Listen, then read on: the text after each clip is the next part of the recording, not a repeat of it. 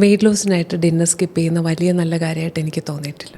ഡിന്നറിനെ ഒന്ന് റീഅഡ്ജസ്റ്റ് ചെയ്യുക. നമ്മുടെ വേണമെങ്കിൽ ഡിന്നർ സ്കിപ്പ് ചെയ്യാതെ തന്നെ നമ്മുടെ ശരീരത്തെ ഇൻ്റർമിറ്റൻറ്റ് ഫാസ്റ്റിങ്ങിന് വേണ്ടി പാകപ്പെടുത്തണം.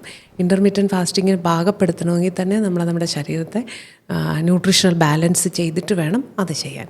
ഈ ഡിന്നർ സ്കിപ്പ് ചെയ്യുന്നതിന് പകരമായി നമ്മൾ എന്താ ചെയ്യേണ്ടതെന്ന് ചോദിച്ചാൽ ഡിന്നർ ഏർലി ആക്കുക, അതേപോലെ ലൈറ്റ് ഭക്ഷണമാക്കുക. അതിൻ്റെ ഒരു കാരണം എന്ന് വെച്ചാൽ നമുക്ക് മിനിമം എനർജി എക്സ്പെൻഡിച്ചറുണ്ട്, അപ്പോൾ അത് മീറ്റ് ചെയ്യാൻ ഇത് ആവശ്യമായിരിക്കും. അതേപടി തന്നെ ഈ ഏർലി ആയിട്ട് കഴിക്കുന്ന ഈ ഡിന്നറ് നമുക്ക് ഒരു കൈൻഡ് ഓഫ് കംഫർട്ട് തരും. അതായത് നമ്മളെ ടോർച്ചർ ചെയ്യുന്നൊരു ഫീൽ വരും.